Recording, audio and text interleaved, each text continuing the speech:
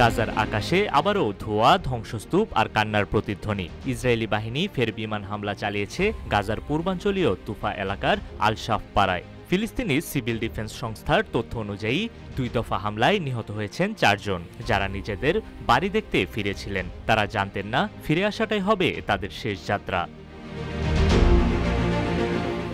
অন্যদিকে ইসরায়েলি সেনাবাহিনী বলছে, সুজাইয়া এলাকায় হলুদ সীমারেখা অতিক্রম করে কয়েকজন সশস্ত্র ব্যক্তি তাদের দিকে এগিয়ে আসছিলেন। তারা সেনাদের জন্য হুমকি তৈরি করেছিল, সেজন্যই গুলি চালানো হয়েছে। এই যুক্তিতেই হামলার দায় স্বীকার করেছে ইসরায়েল। এই হলুদ সীমারেখা বা ইয়েলো লাইনের ধারণাটি আসে মার্কিন প্রেসিডেন্ট ডোনাল্ড ট্রাম্পের প্রকাশিত মানচিত্র থেকে। গত 4 অক্টোবরের সেই চুক্তিতে ইসরায়েল এই রেখার পেছনে সরে যাওয়ার কথা বলেছিল, কিন্তু বাস্তবে কোনো দৃশ্যমান চিহ্ন না থাকায় গাজাবাসী জানেই না সেই রেখাটি কোথায়। স্থানীয় বাসিন্দারা জানান, গাজা এখন শুধু ধ্বংসস্তূপ। মানচিত্র আছে, কিন্তু রেখাটা মাটিতে নেই।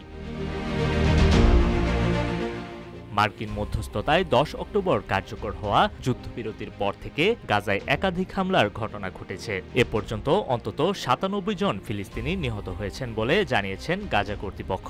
ইসরায়েল ও হামাস দুই পক্ষই এখন একে অপরকে যুদ্ধবিরতি লঙ্ঘনের অভিযোগে কাঠগড়ায় তুলছে। সবশেষ রোববার ইসরায়েলি বিমান হামলায় অন্তত 42 জন নিহত হয়েছেন। স্থানীয় স্বাস্থ্য কর্মকর্তাদের দাবি, নিহতদের মধ্যে রয়েছে নারী এবং শিশু। আহতদের অনেকেই ধ্বংসস্তূপে আটকা পড়েছিলেন। উদ্ধার অভিযানে যোগ দিয়েছে বেসামরিক স্বেচ্ছাসেবকেরা। পরিস্থিতি শান্ত রাখতে যুক্তরাষ্ট্রের বিশেষ দূতেরা এখন মাঠে নেমেছেন। ওয়াশিংটন যুদ্ধবিরতি টিকিয়ে রাখতে আঞ্চলিক মিত্রদের সঙ্গে ঘনিষ্ঠ যোগাযোগ রয়েছে, কিন্তু গোলাগুলির শব্দের নিচে কূটনৈতিক কণ্ঠ যেন ক্রমে হারিয়ে যাচ্ছে। নিউজ ডেস্ক, রূপালী বাংলাদেশ।